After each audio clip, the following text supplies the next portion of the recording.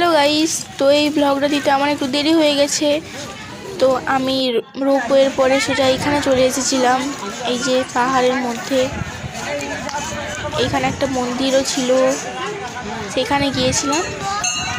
তো দেখে নাও পাহাড় থেকে ভিউটা, দেখো কি সুন্দর। ওই পাশে একটা পাহাড় আছে, ওই পাশেও যাবো।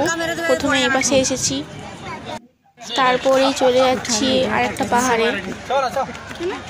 এত কষ্ট লাগছিল উঠতে, সারা দিনটা তো ওইখানে ঘুরেছি চিড়িয়াখানায়, তারপরে এখানে সোজা এসেছি। তো উঠতে প্রচুর কষ্ট লাগছিল, তাও কোনো রকমে উঠেছি। সবাই হাঁপিয়ে যাচ্ছিল,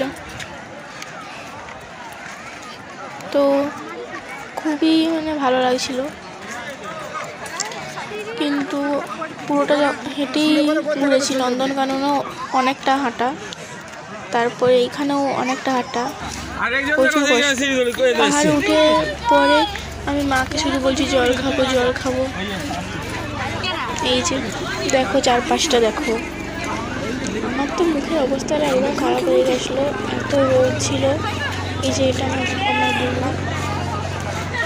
তো তারপরে ফটোশ্যুট করলাম। ফটোগুলো তোলার পরে দেখো উপর দিয়ে একটা হেলিকপ্টার যাচ্ছিল, সেটা দেখে সবাই হাই করছে। দেখো অনেক সামনে দিয়ে যাচ্ছিল, আসলে চারদিকে ঘুরছিল। তারপরে আমরা যাচ্ছি, নিচে যাব।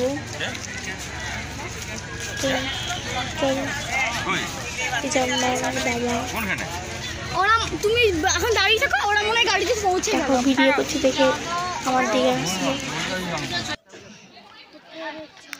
যা, তারপরে আমরা রিলস টিলস করলাম। এত লোক ছিল দেখো। তারপরে আবার নিচের দিকে যাচ্ছিলাম।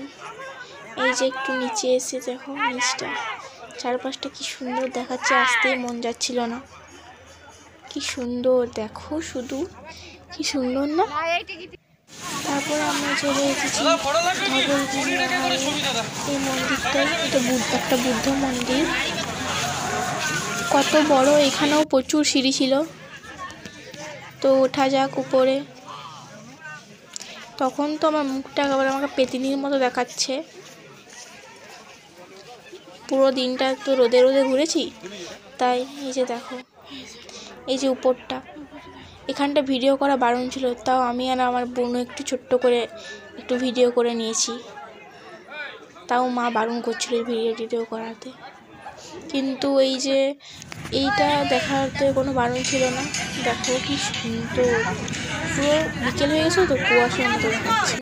তারপরে আমরা পুরীর জন্য রওনা দিয়ে দিয়েছিলাম, আর একটুই বাকি আছে ওই সমুদ্র। এই যে ফ্রেশ হয়ে চলে এসেছি, একটু থেকেই রুমে চলে যাব। তো এই ব্লগটা এতটাই ছিল, টাটা বাই বাই।